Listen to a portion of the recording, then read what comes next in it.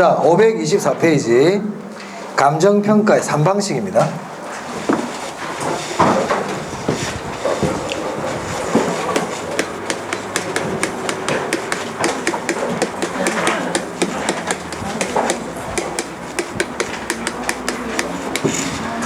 자, 우리 감정평가라는 게 어떤 물건의 가치를 판정해서 그 물건의 가액을 정해주는 거라 그랬잖아요.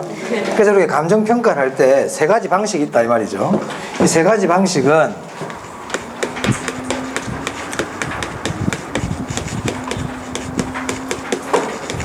자, 어떤 물건의 가격을 정할 때 비용 관점에서 그걸 원가성이라 그래요. 원가, 비용. 그 다음에 시장에 가가지고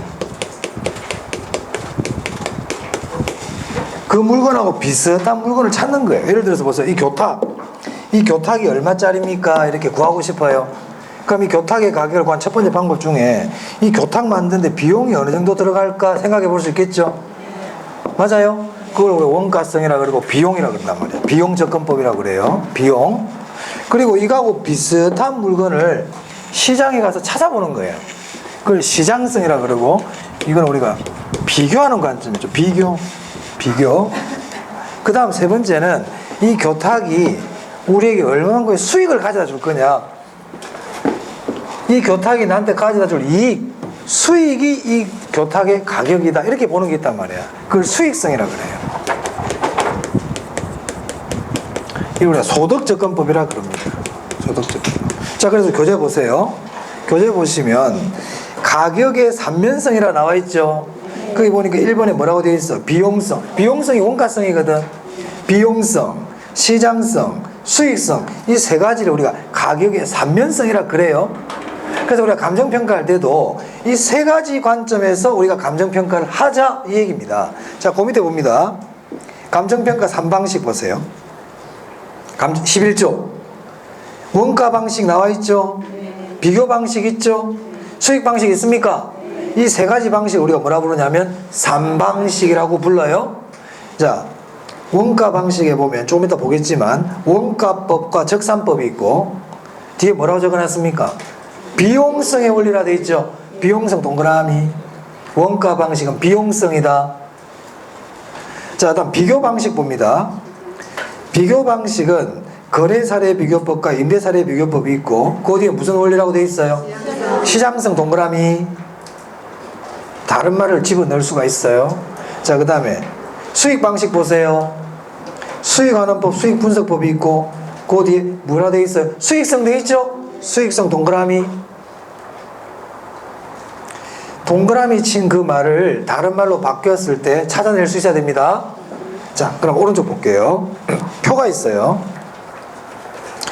그 표 제가 외우라 그랬어요. 산식까지는 외우면 좋지만 산식은 뭐 어려워 넘어가. 하지만 그 원가 방식 보세요. 자, 제가 아까 우리 부동산 가격의 특징할 때 부동산은 교환의 대가인 가격과 사용 수익, 용익의 대가인 임대로 이루어져 있다고 그랬잖아요. 그래서 각 방식마다 가격, 가액을 구하는 방법이 있고 임대료를 구하는 방법이 있단 말이에요. 그러면 원가 방식에서 가액 구하는 걸 뭐라 불러요? 원가법. 임대료 구하는 걸 뭐라 불러요?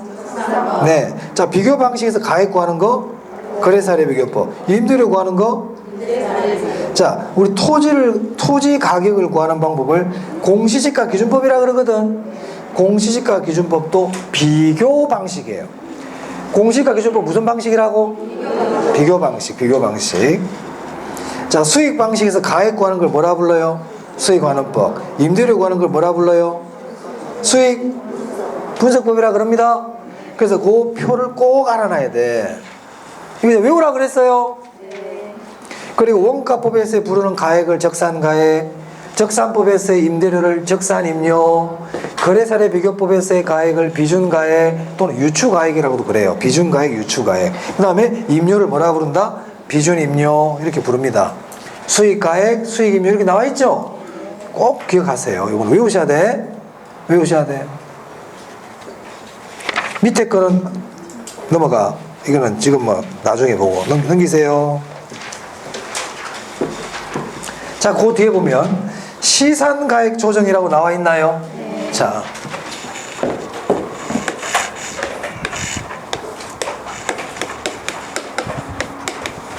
자, 건물이 있습니다. 자, 이 건물을 감정평가해야 돼요. 그럼 이 건물을 감정평가하는 방식이 세 가지 방식이 있다고 그랬잖아. 원가 방식, 비교 방식, 수익 방식. 그렇죠. 자, 이 건물의 가액을 구하고 싶어요. 가액이라는 게 가격이라는 뜻이에요. 자, 이 건물의 가액을 구하는 방법은 크게 세 가지가 있다. 뭐 있을까? 가액 구하는 방법. 가액 구하는 방법. 외웠나요? 내가 1, 2월달 하면서 외우라고 그랬는데 가액 구하는 방법 뭐 있어? 원가법. 또 그렇지, 거래사례 비교법. 그렇지. 그게 가액 구하는 방법이잖아요. 그죠? 수입하는 법 이렇게 있단 말이야. 이 세 가지는 가액 구하는 방법이야. 그럼 원가법에서 구한 가액을 뭐라 그러느냐? 적산가액, 복선가액이라고 말하는 사람도 있어요. 거래사례 비교법에서 구한 거를 비중가액. 유추가액이라고 하는 사람도 있어요. 이걸 수익가액이라 그러죠? 맞아요? 네. 자, 감정평가사는요. 감정평가사는 이 건물을 감정평가해달라고 의뢰를 받잖아요. 그럼 우리 감정평가 규칙에 보면 주된 평가 방법이라고 있어요. 감정평가 14조에 나와요. 자, 주된 평가 방법이 있는데 건물은 원가법 쓰라고 되어 있거든. 그럼 감정평가사는 건물을 평가할 때 원가법으로 평가를 합니다. 그럼 원가법에서 구현 가액을 적산가액이라 그러겠죠? 자, 적산가액이 10억이 나왔어. 구해봤더니 그럼 감정평가사는 이걸로 끝내는 게 아니고 주된 평가 방법 외에 최소한 1개 이상의 다른 방법으로 평가를 해봐야 돼. 다른 방법을 1개 더 해보라 이 말이에요. 2개 다 해봐도 되고요. 둘 중에 하나는 최소한 해보라는 겁니다. 아시겠어요? 그래서 거래사례 비교법을 써서 비중가액을 구했더니 8억이야. 8억. 수익가액을 구해봤더니 6억이 나왔어요. 그럼 지금 가격이 3개가 나왔죠? 맞아? 자, 이 세 가격, 즉 적산가액, 비중가액, 수익가액, 이 세 가액은 최종평가액이다, 최종평가액이 아니다. 최종평가액이 아니라는 거예요. 최종평가액 아니다.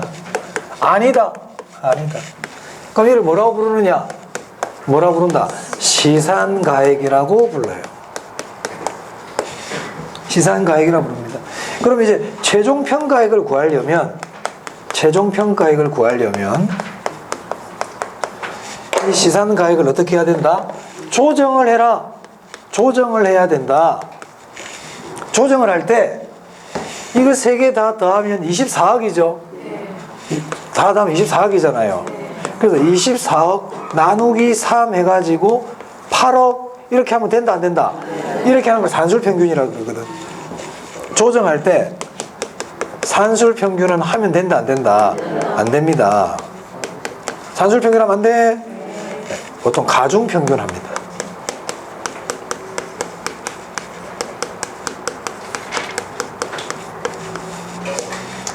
그게 우리 교재 526페이지에 나와 있는 내용이에요. 자, 읽어볼게요. 양가로 1번. 시산가액이란 원가 비교 수익 방식에 의해 산출된 적산가액, 비준가액, 수익가액을 의미하며, 그죠? 이는 최종평가 가격이다, 최종평가가격이 아니다. 아니라고 돼 있잖아 지금. 아니다. 중간 단계 가격이에요. 최종평가 가격이 아니라 돼 있죠? 아니에요. 자, 그런데 있잖아요. 이건 참고로 볼게요. 이번에 뭐라고 돼 있냐면 완전 경쟁 시장에서는 나와 있습니까? 자, 우리가 완전 경쟁 시장에서는요, 아까 비용성, 시장성, 수익성 있잖아요. 이 가격이 다 똑같아요. 이걸 삼면 등가라 그래. 거기 보시면 완전 경쟁 시장에서는 평가 3방식에 의한 산정 가격은 동일하게 되게 돼 있어요. 동일하게. 이걸 마샬의 삼면 등가라 그래요. 그런데 우리 부동산 시장 완전 경쟁입니까? 불완전 경쟁입니까? 그렇기 때문에 다 다릅니다. 거기를 삼면 등가라 그래. 그럼 시장가액 조정은 삼면 등가가 되지 않기 때문에 하는 거예요. 그렇죠? 삼면이 또 세 가지 면에서 가격이 똑같으면 시장가액 조정을 할 필요 없잖아요. 그럼 우리가 시장가액을 조정하는 이유는 삼면 등가가 성립하기 때문입니까? 성립하지 않기 때문입니까? 않기 때문에. 왜 안 되느냐? 우리는 불안정 경쟁 시장이거든.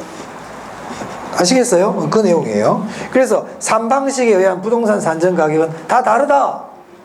그래서 우리는 조정을 해야 한다. 자, 조정할 때 산술 평균하는 것이 아니라 가중 평균으로 조정해라. 이 얘기입니다. 그럼 거기 나와 있는 많은 말 중에 제일 중요한 게 뭐냐?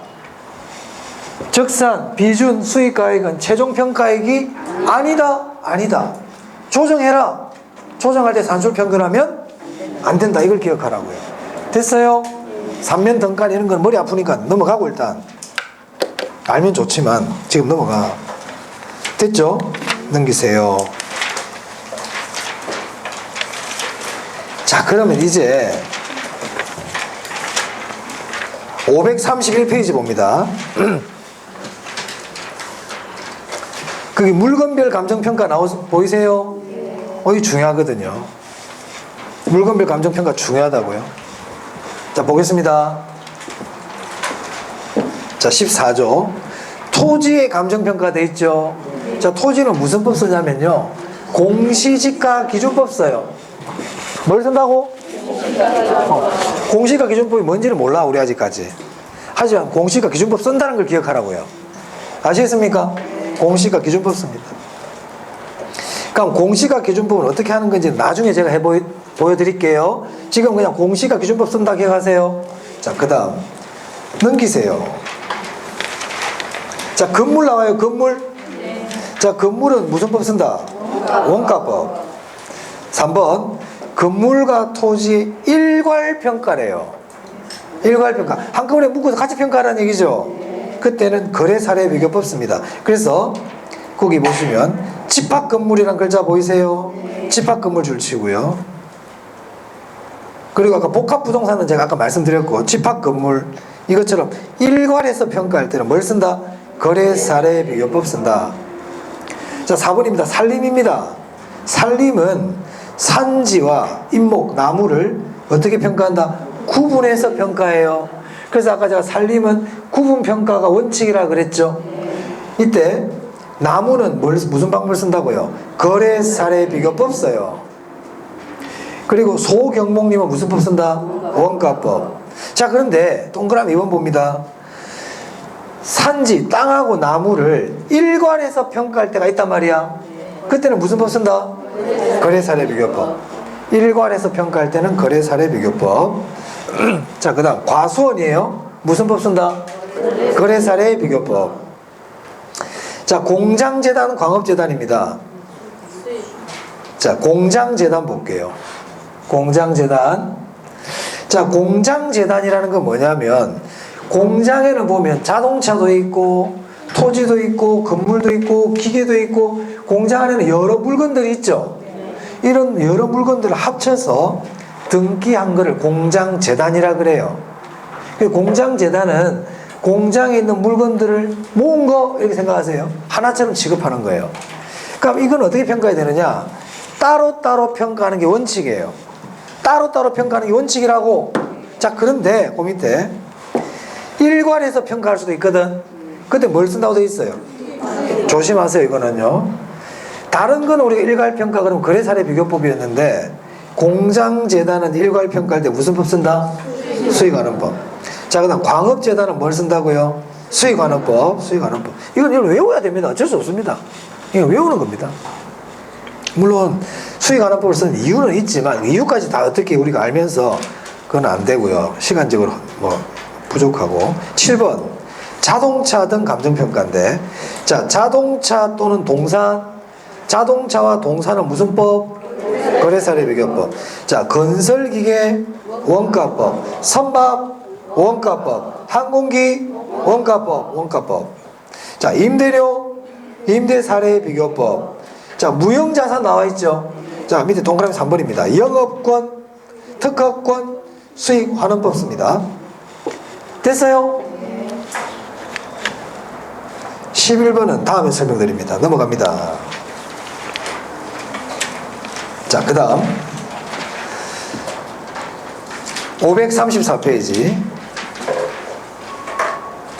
양가로 12번도 나중에 한번 읽어보세요. 참고로 읽어보세요. 자, 그 다음 제가 읽어보라는 거는 뭐 시험에 나올 수는 있지만 크게 뭐 중요하지 않다. 답으로는 안 나오고 그냥 지문으로 나오는 정도입니다. 이런 건 나중에 제가 말씀드릴 거고요. 한번 시험 치기 한 2달 전쯤에. 자, 그 다음에 그 밑에 감정평가의 절차 및 기본사항 확정 보이세요? 8조 봅니다. 감정평가사가 감정평가할 때 이 순서대로 하라는 거예요. 난 이 순서가 왠지 찝찝해요. 왠지 나올 것 같아. 순서가 좀 안 나왔으면 좋겠어. 네. 그 나중에 한번 나름대로 한번 봐보세요. 지금 외운다 될 게 아니죠. 한번. 자, 맨 먼저 기본적 사항을 확정하죠. 맞습니까? 그리고 계획을 수립하고 쭉 이렇게 나와 있으니까 어차피 우리 지금 객관식이니까요. 보고 찾아내면 되니까. 자, 그 다음에 구조에 보니까요. 자, 8조에 감정평가사가 감정평가를 제일 먼저 해야 되는 게 기본적 사항을 정하는 거거든. 그럼 기본적 사항에는 뭐가 있는지 그게 구조예요. 기본적 사항에 들어가 있는 게 이제 1번부터 8번까지 나와 있네요. 거기 의뢰인 들어가 있죠. 의뢰인. 그리고 감정평가 목적 있네요. 맞습니까?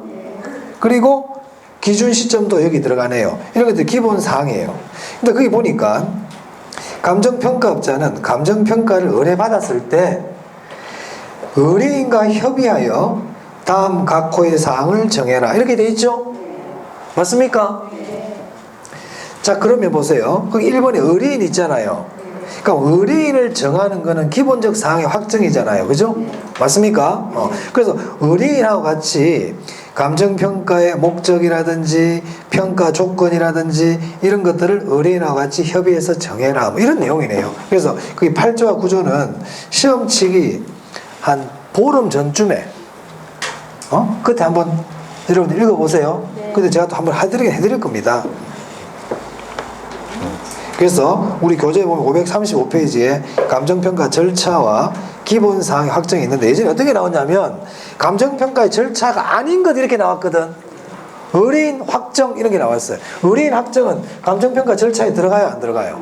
안 들어가지. 그렇게 한번 나온 적이 있어요. 그렇기 때문에 순서도 좀 왠지 제가 좀 기분이 좀 그렇다는 거죠. 자, 넘깁니다.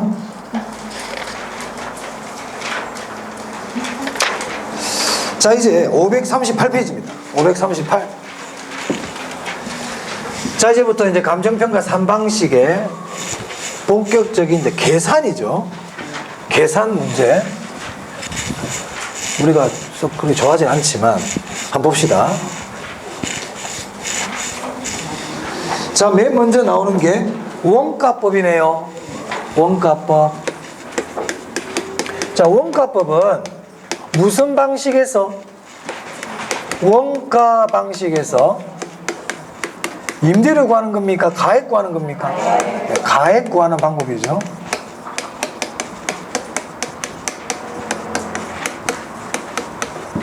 원가법에서 구해진 가액을 뭐라 부른다고요? 적산가액이라고 불러요.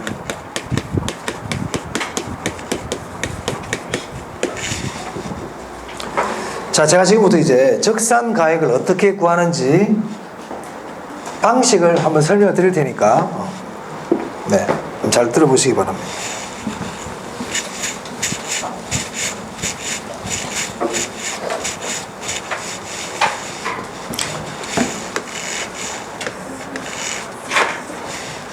자, 이게 지금 대상부동산이에요.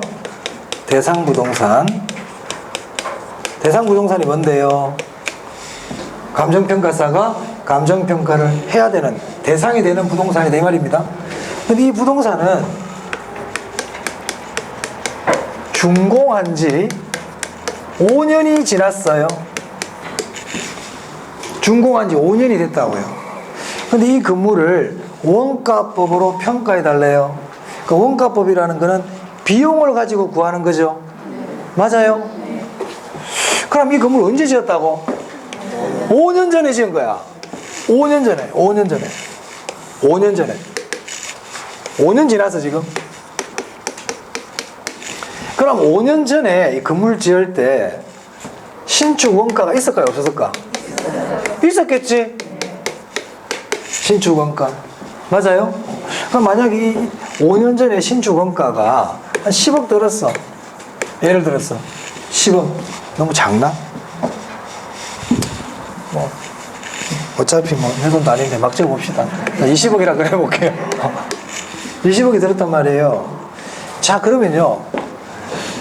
이 5년 후에 이 건물의 이 원가법이란 게 어떤 개념이냐면 이 대상 부동산을 기준 시점 현재 새로 짓는다면 신축한다면 얼마가 될지를 일단 구하는 거예요. 언제 기준으로? 그렇지. 기준 시점 현재 이 건물과 똑같은 거를 새로 짓는다면 새 건물을 짓는다면 새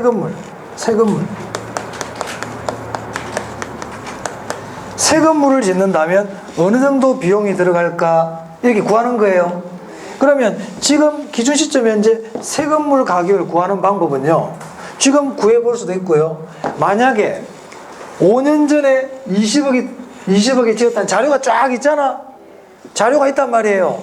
그러면 이거를 이 20억을 5년 동안 물가가 상승한 만큼으로 해줘도 이 그 비용이 나올 수가 있겠죠? 그 제조달 원가를 구하는 방법 중에 왜 이 얘기 왜 하냐면 시험에서 5년 전 비용을 가르쳐 준단 말이에요. 5년 전 비용. 그리고 5년 동안 물가가 5%씩 올랐다 그러면 20억 곱하기 1.05에 5성 이렇게 하면 되겠죠? 그러니까 제조달 원가를 주는 방법이 두 가지가 있다고요. 첫 번째는 5년 전 준공 당시 원가를 주는 방법이 있고, 무슨 말인지 알겠어요? 아니면 아예 그냥 기준 시점 현재 신축 원가를 가르쳐 주는 경우도 있다 이 말이야. 무슨 말 알겠습니까? 그건 나중에 문제를 보면 알 수 있어. 어찌됐든 간에 뭘 구한다? 기준 시점 현재 새 건물을 짓는다면 얼마가 들어갈까? 이걸 구하는 거예요. 그러면 기준 시점 현재 새 건물 가격을 구하는 방법은 지금 구해보는 방법도 있고 5년 전에 들어갔던 비용을 5년 동안 물가 상승률을 적용해서도 구할 수가 있고 이 뜻이죠. 좋아. 자, 그러면 기준 시점 현재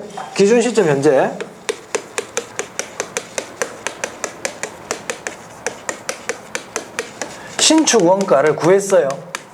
기준 시점 현재 신축 원가가 만약에 30억이다. 30억. 그런데 이 건물은 수명이 있단 말이야. 수명이 만약에 30년이야. 수명이 30년이에요. 그럼 이제 30년 동안 건물의 가치가 줄어들겠죠? 그걸 감가라 그럽니다. 자, 이때 건물을 새로 지으면 30억이라 그랬잖아요. 이 30억을 건물의 수명으로 나누는 거예요. 그럼 1년에 얼마씩 감가가 될까요? 자, 이때 조심할 게 5년 지났다 그래서 남은 기간 25년으로 하면 안 돼. 이 30년은 전체 내용 연수야. 전체입니다. 전체. 왜? 이 건물은 5년 전부터 감가가 됐어 안 됐어? 5년 전부터 감가가 되어 오고 있잖아요. 그래서 전체를 가지고 감가해야 됩니다. 전체를 가지고 하는 겁니다. 그럼 1년에 얼마씩 감가가 된다? 1억씩 감가되겠죠? 계속 1억씩 감가가 됐을 거란 말이야. 그럼 얼마 감가됐을까? 5억이 감가가 됐겠죠? 지금까지. 이걸 감가 누계액이라 불러요.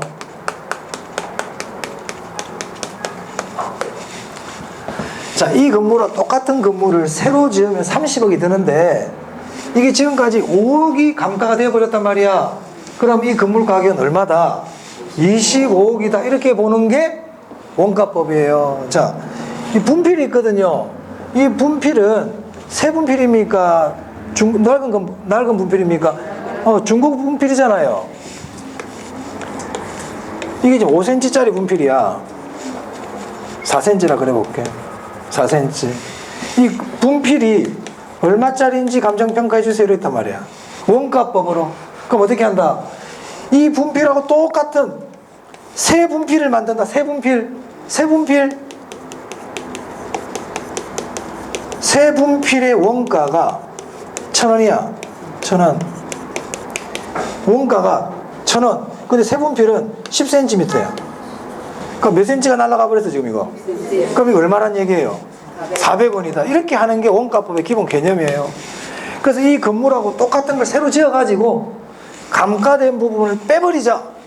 무슨 말 알겠습니까? 자, 이때 기준 시점 현재 신축 원가 아까 30억이었잖아요. 이걸 우리가 뭐라 부르냐면 재조달 원가라고 불러요.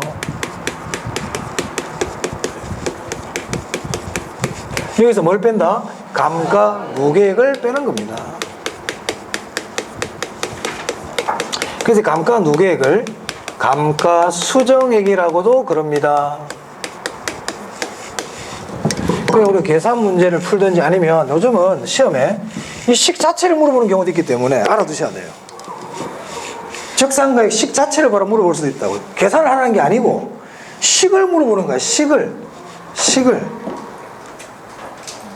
됐습니까?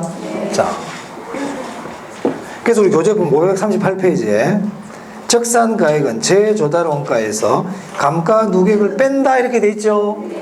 감가 누계액을 감가 수정액이라고도 불러요. 근데 고민해 보니까 감가 수정이라고 돼 있지. 감가 수정하고 감가 수정액은 다릅니다. 제가 좀 이따 또 설명드릴 거지만, 자, 그럼 보세요. 이 원가법은 일단 이 대상 부동산하고 똑같은 걸 일단 새로 만들어야 되죠. 새로 만들어야 되잖아요. 그럼 새로 만들 수 없는 물건은 원가법 쓸 수 있을까?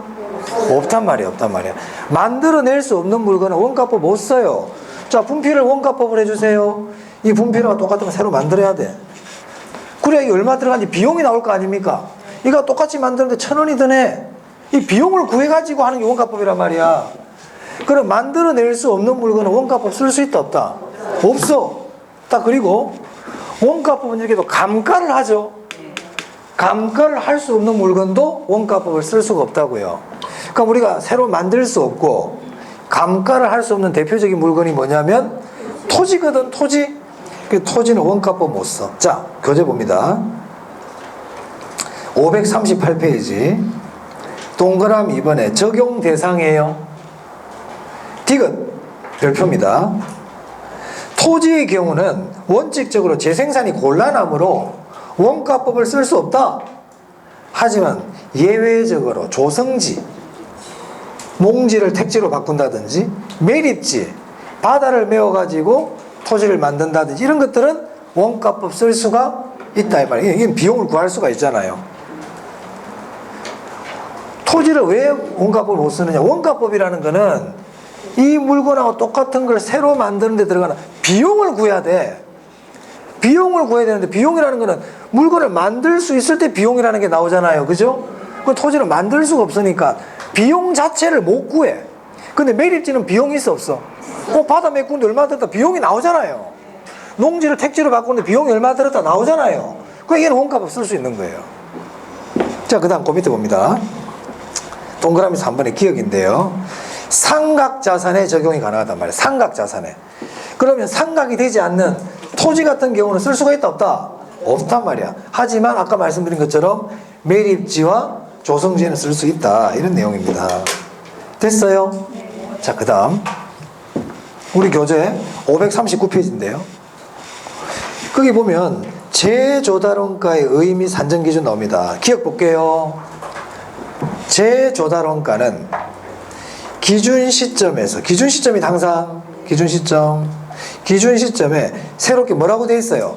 신축하는 데 들어가는 신축비야. 그래서 재조달원가를 얘기할 때는 재조달원가는 기준 시점 현재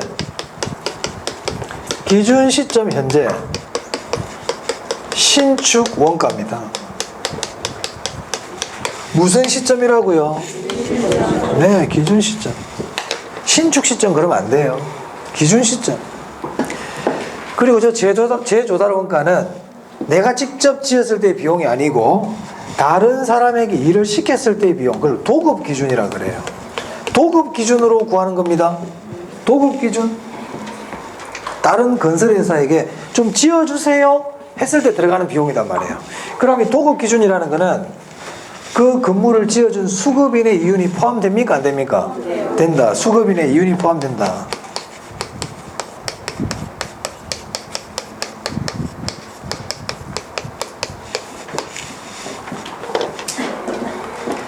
자, 다음에 제가 이제 요약집으로 우리가 다음 주부터 수업할 건데, 그때는 이제 원가를 이렇게 막 안 해도 이제 알아들으셔야 돼요. 다른 거 설명해 줘야 돼, 내가 이제 그때는. 여기서 계속 얘기하고 없으니까.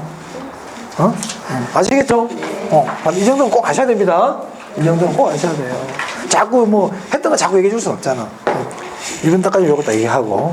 자, 그 밑에 재조달 원가의 종류니 이런 것들은 제가 다음에 하겠다는 거예요. 최근에 시험에 잘 안 내요, 여기서. 넘겨. 다 넘겨. 자, 어디를 보시냐면, 오케이. 542페이지 보겠습니다. 자, 거기 보면 계산 문제가 하나 있지. 이번에 하나도 겁낼 거 없다, 이거. 이런 거 좀 나왔으면 좋겠다. 다음 건물의 제곱미터당 재조달 원가를 구하랍니다. 나올 수 있거든요. 20년 전 준공된 5층 건물이래요. 자, 준공 당시래. 그러니까 20년 전 얘기하는 거잖아요. 자, 공사비 내용이 직접 공사비, 간접 공사비, 공사비계, 개발업자의 이윤 해가지고 쭉 나와 있는데, 여기서 우리 첫 번째 조심해야 될 부분이 뭘까? 개발업자의 이윤이 재조달원가에 들어갈 거냐 안 들어갈 거냐 이 말이에요. 들어간다 안 들어간다? 들어간다. 수급인의 이윤 포함이라 그랬거든. 그러면은 3억 3천이 돼야 됩니까? 4억입니까?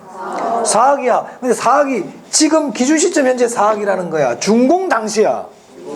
그래 준공 당시거든. 준공 당시라고요. 준공 당시 얼마 들었다는 거예요? 4억. 맞아요. 근데 몇 년 지났어 지금? 20년 지났어. 20년. 그러면은 이 4억을 20년이 지난 지금 기준 시점에 있어가지고 조정을 해줘야 될 거 아닙니까? 맞아요? 자, 조정할 때 주는 자료 방법이 대표적으로 이렇게 많이 줘요. 자, 20년 전 건축비 지수가 얼마래? 100이라고 돼 있죠? 기준 시점 현재 건축비 지수 얼마래요? 그래. 어떻게 하라는 얘기일까 이거? 45% 올랐다는 뜻이야. 이게 20년 동안. 어떻게 하면 된다? 100분의 이렇게 하면 돼. 이거 장난이지 뭐 이거. 다 가르쳐 주는데. 설마 이걸 145분의 100을 할 사람은 없겠지. 100분의 145. 그럼 4억 곱하기 1.45라는 뜻이잖아요. 그럼 계산기 들고 4억 곱하기 1.45를 딱 해. 다음부터 계산기 좀 들고 다니세요. 4억 곱하기 1.45 하죠? 그럼 나오지? 그거 답이 없네. 왜 그럴까? 제곱미터당 재조달 원가라 그랬거든요. 제곱미터당. 그러면 거기 대지 면적 500을 나눠야 돼. 연면적 1450을 나눠야 돼. 건물이니까 연면적 1450으로 나눠야 되겠죠. 나누기 1450 하면 되죠. 그러면 이제 이거를 연습을 많이 한 사람들은 시험장 딱 나왔거든. 재조달 원가 구하라고? 제곱미터당이네. 20년 전 공사비가 이윤 포함해서 4억이구나. 100분의 4. 계산기 딱 들고 치는 거야. 4억 곱하기 1.45 나누기 1450. 이게 답이죠. 맞아요? 이건 뭐 계산 문제도 아니지. 이런 걸 계산 문제라고 패스하면 얼마나 억울합니까? 딱 많이 받으세요. 많이 받으세요. 재조달원가 구할 수 있어야 돼요. 자, 그 다음에 이제 양가로 4번에 감가수정입니다. 감가수정. 자, 읽어볼게요. 감정평가 규칙 2조에 나와요. 감가수정이. 감가수정이란 대상 물건에 대한 재조달원가를. 자, 이 재조달원가는 중고 건물가, 중고 건설 비용입니까? 신축 건설 비용입니까? 신축비거든, 신축비. 근데 우리 대상부동산이 우리가 감정평가해야 되는 부동산은 대상부동산이잖아요. 이 대상부동산은 새 건물이에요? 중고 건물이에요? 중고 건물이잖아. 그러니까는 재조달원가는 새 건물 값이니까 이거를 빼가지고 빼야 될 거 아닙니까? 그래서 대상부동산의 가액을 구해야 되겠죠? 그래서 그 뒤에 정액이라고 되어 있어요? 감액이라고 되어 있어요? 재조달원가를 감액해야 된단 말이야. 감액. 무슨 말 알겠어요? 그래서 우리가 감가수정이라는 거는 재조달원가를 감액하는 걸 얘기하는 거예요. 이 감액하는 과정을 얘기해. 그럼 이 감액할 때 무슨 감가 있어서 저기 적었잖아. 물리적 감가, 기능적 감가, 경제적 감가를 해가지고 그런 것들 해가지고 그에 해당하는 금액을 재조달원가에서 어떻게 해라? 공제해라는 거예요. 가산 그러면 안 돼요. 공제 동그라미. 재조달원가에 가산하는 거다 그러면 안 됩니다.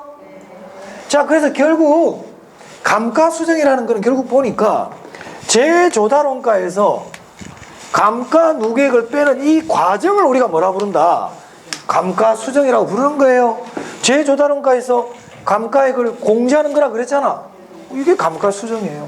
그러니까 감가수정하고 감가수정액은 같은 개념이 아니고 다른 개념이죠. 맞습니까? 그래서 감가수정 딱 나오면요, 두 가지를 조심해야 되는 거야. 재조달원가를 감액, 재조달원가에서 공제 이 두 가지 글자를 딱 눈여겨봐야 돼. 이상하게 안 적어놨는지. 됐어요? 그리고 재조달원가 줄을 딱 재야 돼. 취득원가 이런 말 쓰면 안 돼. 난 취득원가라는 말 쓴 적도 없다 지금 감정평가하면서. 쓴 적도 없는 용어를 혼자 막 갖다 붙이면 안 됩니다. 제가 왜 안 하느냐 헷갈릴까 봐 일부러 안 해요. 다 재조달원가입니다. 원가법에서 나오는 용어는 취득가액이 이런 말 없어요. 분명히 이렇게 얘기했는데 시험장관 취득가액에서 감가를 뭐 공제한다. 그래 취득가액. 자기한테 익숙한 거 찾는 게 아니죠 우리가. 나한테 익숙한 거 찾는 건 문제 아니에요. 그런 거 찾는 시험이 아니다 우리는. 내가 편한 거 찾는 게 아니야. 꼭 기억해. 그래서 재조달원가란 말 조심. 감액, 공제 이런 말 조심하시라고요. 자, 그 다음에 오른쪽에 자 543페이지에 감가 요인 나와 있죠. 물리적, 기능적, 경제적 있습니까? 이거 가장 중요하다 그랬잖아요. 체크해놓고 나중에 꼭 아까 설명드렸지만 체크를 해놔야 돼요. 자, 그 다음에 제가 아까 이게 감가할 때 지금 이 금액이 매년 감가하는 금액이 달랐어요? 같았어요? 이렇게 하는 걸 정액법이라 그래요. 정액법이라 그래요. 그럼 정액법 어떻게 했느냐? 재조달원가를 아까 재조달원가 나왔잖아요. 30억. 이게 아까 재조달원가 아니었습니까? 재조달원가를 이 건물의 전체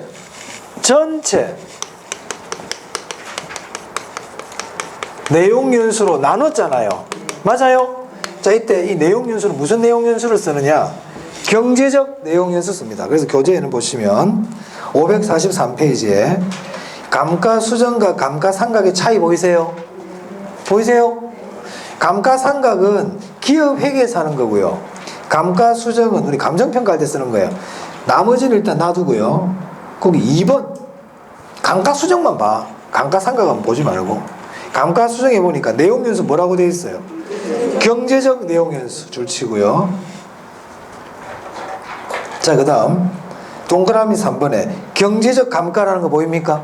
자, 우리 감가수정할 때 경제적 감가 인정한다 안 한다? 한다고 되어 있잖아. 물리적, 기능적, 경제적 감가 하라고 그랬잖아요. 경제적 감가 인정해. 자, 근데 그 밑에 관찰 감가라는 게 있거든요. 관찰 감가도 인정해줘요. 관찰 감가 인정해줘요. 이 세 개만 기억합시다. 자, 우리 감가수정 무슨 내용연수 쓴다? 경제적 내용연수. 경제적 내용연수. 경제적 감가 인정해요 안 해요? 한다. 경제적 감가 인정한다. 관찰 감가 인정한다. 됐습니까? 기업회계에서 감가상각은 인정 안 해요. 인정 안 한단 말이야. 인정 안 해. 자, 그 다음 감가 수정 방법 있죠? 거기 직접법과 간접법이 있습니까? 네, 요거 외워두세요. 외워두세요. 특히 간접법을 기억하고요. 간접법. 시장추출법, 임대료 손실하는 법. 이 간접법이라는 것 오늘 들어본 적 있습니까? 오늘? 아까 대체 원칙 할 때 했죠, 제가. 아까 대체 원칙 할 때 감정평가 3방식의 이론적 근거가 된다. 그 밑에 제가 간접법 적으라고 그랬지? 나중에 설명해 주겠다고. 간접법 나왔네. 그럼 이 간접법이란 건 뭐냐? 내가 지금 이 건물에서 감가액을 구하는 건 다 직접법이야. 여기서 구하는 건 다 직접법이야. 우리 닭집 매출을 구해주세요. 오세요. 장부 꺼내봐. 이 집 얼마 매출 얼마인지 보자. 직접법. 여기서 안 구하고 딴 데 가서 구해. 뭐라 그런다? 간접법. 그럼 여기 나와 있는 시장추출법, 임대료 손실하는 법은 이 대상 부동산에서 직접 구하는 거다. 다른 데 가서 구하는 거다. 다른 데서 구하는 걸 간접법이라 그래. 그럼 딴 데 가서 왜 구해도 될까? 비슷하니까. 비슷한 게 무슨 원칙이에요? 대체 원칙. 비슷하면 딴 데 가서 구해도 된다. 이게 대체 원칙이거든. 맞아요? 그래서 간접법은 전부 대체 원칙과 관계 있어요. 그럼 지금 원가법에서 간접법 나왔죠? 맞아? 그리고 원가법에도 대체 원칙이 적용되고 있네? 그래서 3방식이 다 나와.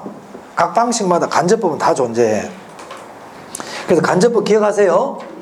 시장 추출법, 시장에서 갖고 왔대. 딴 데서 갖고 왔다는 얘기야. 아시겠습니까? 시장 추출법은 전부 간접법입니다. 시장 추출법은 전부 간접법이에요. 앞으로 시장 추출법이라는 말이 우리 개론에서 여러 군데 나와. 시장 추출법 나오면 다 간접법이에요. 자, 직접법 볼게요. 직접법에 보면 넘겨봅니다. 이걸 다 외우려고 그러지 마세요. 자, 직접법에 보면 기억에 내용연수를 표준을 하는 방법 나와 있죠. 자, 내용연수를 표준을 하는 방법을 거창하게 생각하지 말고 감가 수정액을 구할 때 내용연수를 이용하겠다는 거예요. 내용연수 이용할게 이 말이야.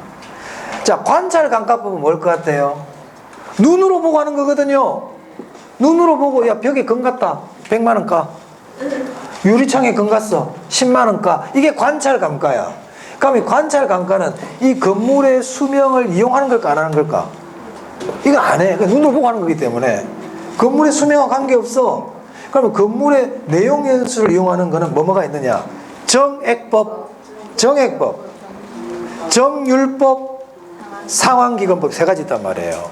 그래서 내용연수를 이용하는 방법, 정액, 정률, 상환기금법 이 세 가지는 내용연수를 이용한다. 오케이? 자, 그럼 정액법이 뭘 것 같아요? 매년 감가액이 일정해. 그럼 어떻게 하면 돼? 재조달원가를 뭐로 나누면 된다? 경제적 내용연수로 나누면 되죠. 자, 그럼 교재 볼까요? 매년 감가액, 감가 총액을 경제적 내용연수로 나누라 돼 있잖아. 그 뒤에 공식을 기억하면 돼. 자, 재조달원가에서 잔존 가치가 있으면 잔존 가치를 뺍니다. 자, 그럼 뭐로 나눈다고 돼 있어요? 뒤에다 가로를 하고요. 경제적 내용연수 뒤에다 가로를 하고요. 전체 이렇게 적으세요. 전체 내용연수야. 잔존 그러면 안 돼. 이런 거 나오면 틀릴 수 있어. 자, 정액법에 매년 감가액은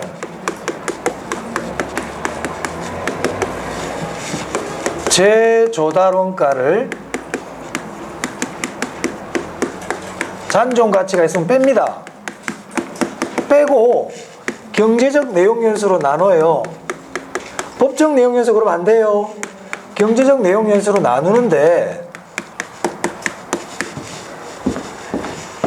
전체 30년이고 5년 지났다 그랬잖아. 남아있는 잔존 25년으로 나누면 안 된다고요. 전체 내용연수로 나누라고요. 아무런 말이 없으면 괜찮아. 근데 시험에 만약에 출제자가 이거를 잔존 내용연수로 나누라 돼 있잖아. 그럼 X야. 잔존 그러면 안 돼. 전체로 나누는 거예요. 전체 잔존 경제적 내용연수로 나눈다 그러면 여러분들은 경제적 내용 연수만 보고 그럴 수 있단 말이야. 잔존하면 안 돼요. 전체. 됐습니까? 자, 그러면 감가 누계액은 어떻게 구할까요? 매년 감가액에다가 경과연수 곱하면 되지. 별거 있나? 자, 그 다음 이게 계산하는 방식이고요. 자, 고민해 볼게요. 장점, 이 방법은 계산이 간편하다는 장점이 있다. 여러분들만 어려운 거야. 계산 간편해. 간편하단 말이야. 여러분들이 어려워서 못하고 있어. 아주 간단해. 계산이 간편해. 이거 건물 100억짜리야. 건물 수명 10년이래. 1년에 10억씩 하라고요. 그냥 감가. 이게 정액법이야. 무슨 내용연수? 전체 경제적 내용연수. 매년 감가액은 일정해. 이 특징이에요. 건물에 씁니다. 건물에. 자, 그 다음 뭐예요? 정률법이죠. 이 정률법은 감가율이 일정한 거야. 감가액이 일정한 게 아니고 감가율이 일정해. 그래서 정률이야.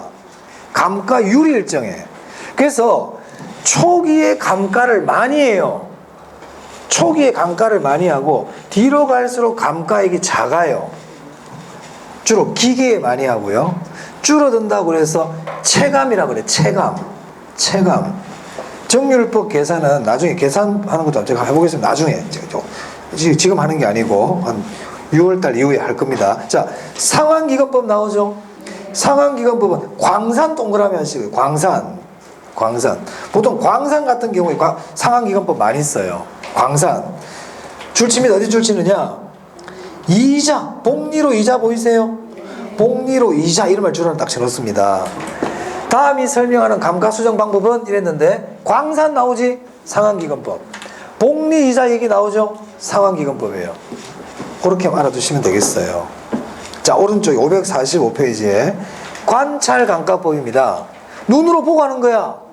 그러면 A라는 감정평가사가 들어갔을 때는 벽에 건강 글을 100만 원이라고 감가했는데 B라는 감정평가사는 들어가가지고 200만 원 그럴 수도 있어요? 없어요? 있지? 그런 걸 우리가 뭐라고 그래? 사람마다 다른 거를 주관적이라 그러죠. 그래서 관찰감가는 주관이 많이 개입되는 단점이 있어요. 그래서 뒤에 보시면 단점에 주관 개입의 여지가 크고 이렇게 돼 있죠. 자, 정액법 봅니다. 정액법은 어떤 장점이 있느냐? 계산이 간편하다고. 그럼 정액법의 단점은 뭘까요? 자, 지금 보세요. 이게 지금 1년에 1억씩 감가된다고 그랬잖아요. 그럼 실제로도 1억씩 감가가 됩니까? 실제 감가가 일치가 안 되죠. 그래서 보통 정액법은 관찰 감가하고 병용하는 경우가 많아요. 그래서 교재 보시면 545페이지에 넷째 줄입니다. 실무에 있어서는 이를 병용한다 이렇게 돼 있죠.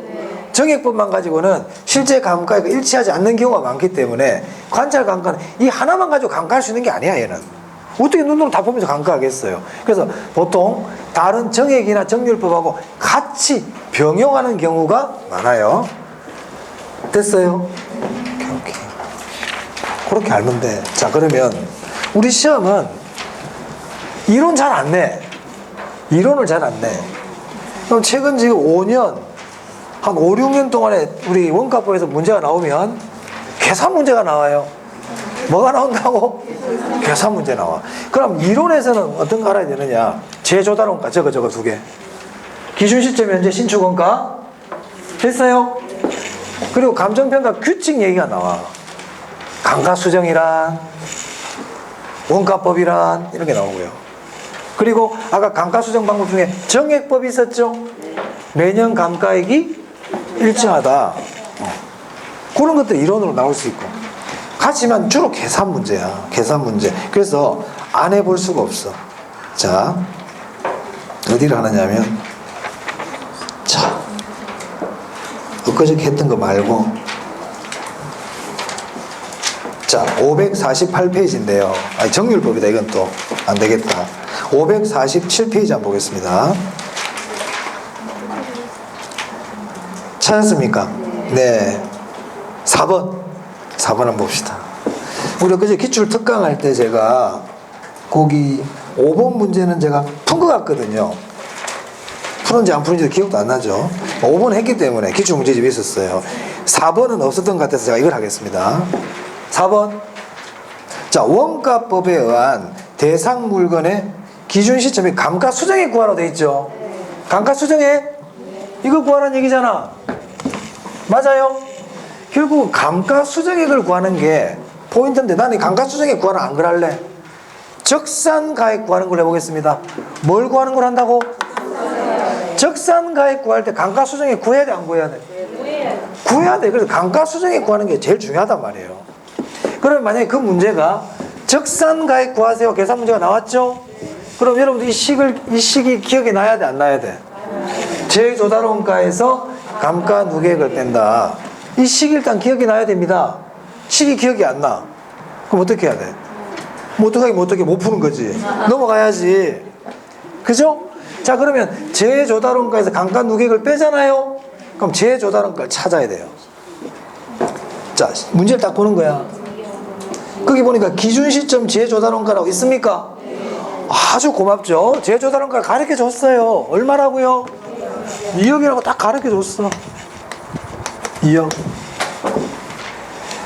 이것처럼 제조달원가를 주는 방법은 두 가지가 있단 말이야. 아까처럼 준공 시점에 비용을 주고는 건축비 지수가 100, 120 이렇게 줄 수도 있다고요. 무슨 말인지 알겠어요? 그렇게 주는 경우도 있어.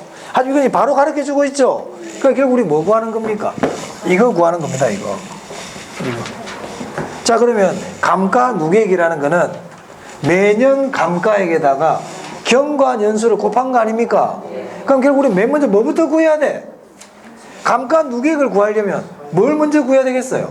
매년 감가액을 구해야지. 매년 감가액을 구해야지.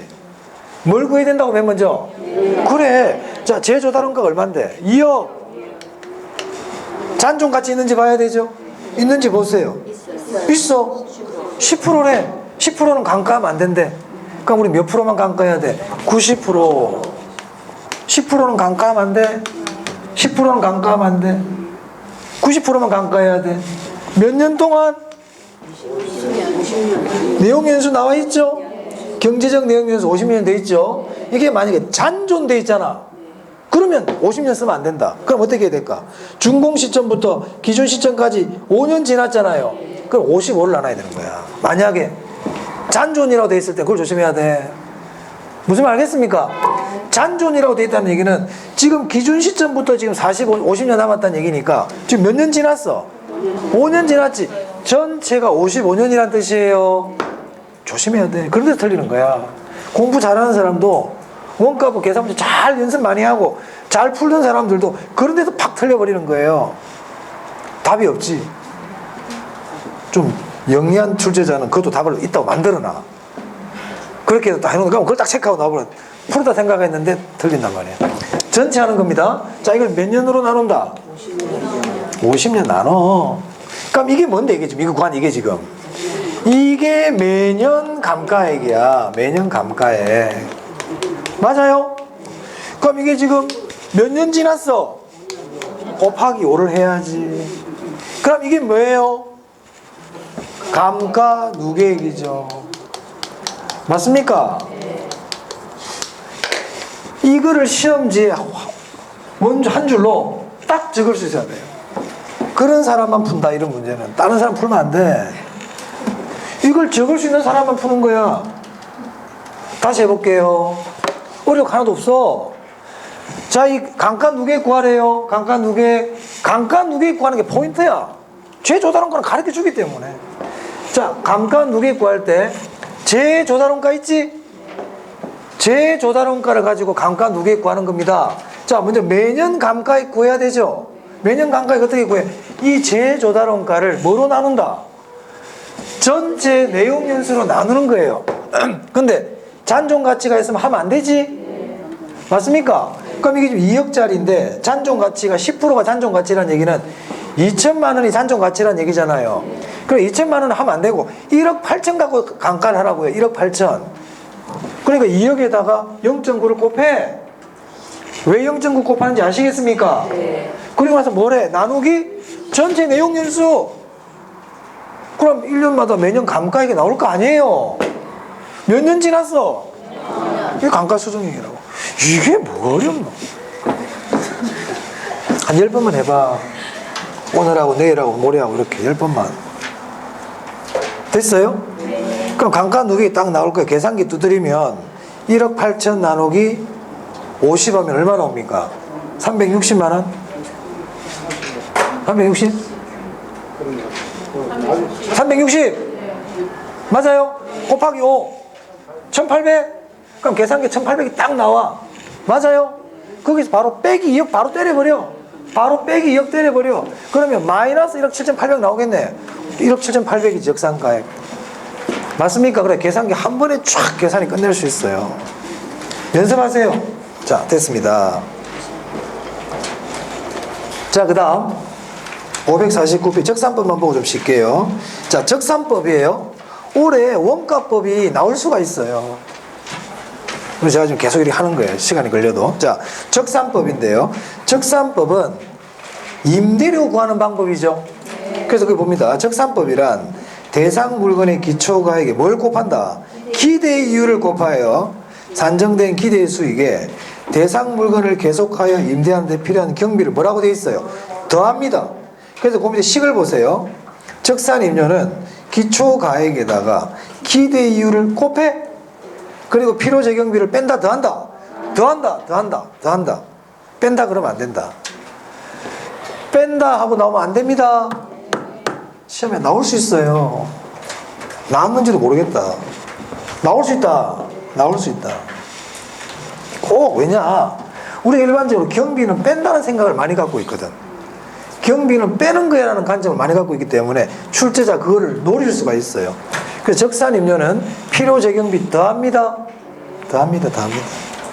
나머지는 안 보셔도 좋습니다. 나머지는 안 보시면 좋아요. 안 봐도 좋아요. 자, 조금 쉬었다가 거래 사례 비교법 하겠습니다.